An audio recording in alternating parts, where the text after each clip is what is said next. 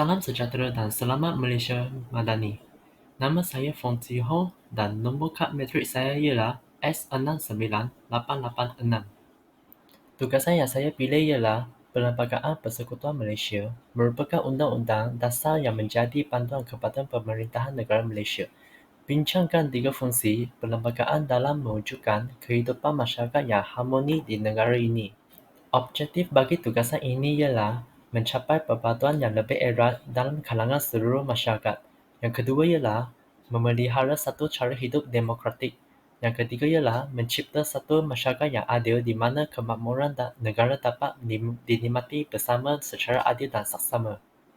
Antara fungsi utama bagi perlembagaan Malaysia adalah untuk mengukuhkan perpaduan antara kaum. Seperti yang diketahui umum, rakyat Malaysia terdiri daripada pelbagai kaum, bangsa dan agama. Walaupun terdapatnya perbezaan dalam pelbagai aspek, rakyat Malaysia telah berjaya menunjukkan sifat toleransi antara satu sama lain dan mewujudkan kehidupan masyarakat majmuk yang harmoni. Kejayaan ini adalah hasil sumbangan perlembagaan Malaysia yang menjamin hak dan kebebasan warga negara. Misalnya, semua rakyat Malaysia tanpa mengira kaum dan agama diberikan hak yang sama rata untuk mendapat perlindungan daripada undang-undang secara saksama.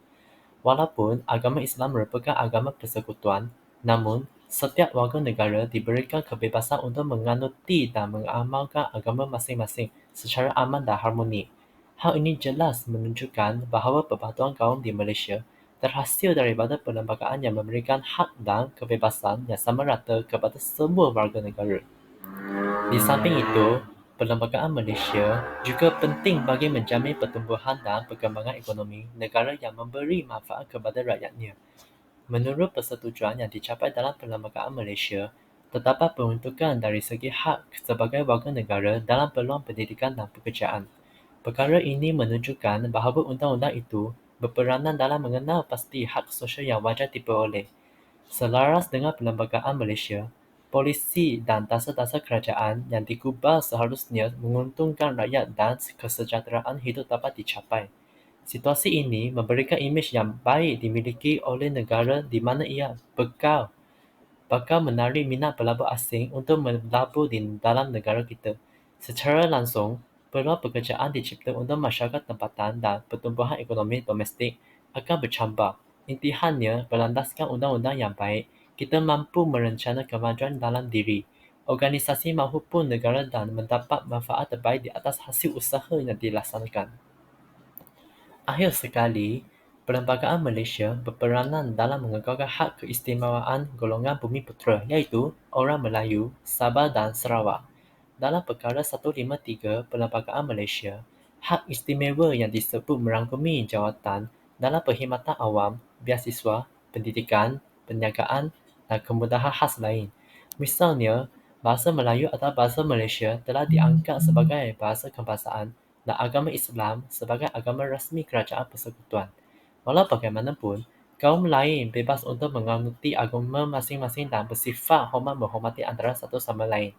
Tambahan pula, kita mempunyai rukun negara di mana kedaulatan undang-undang dan kesopanan dan kesusilaan adalah rukun yang wajib dipatuhi oleh warga negara Malaysia. Natijahnya, golongan Bumiputera seharusnya bersyukur dan menggunakan hak keistimewaan untuk diperoleh dengan baik serta tidak menindas hak golongan lain.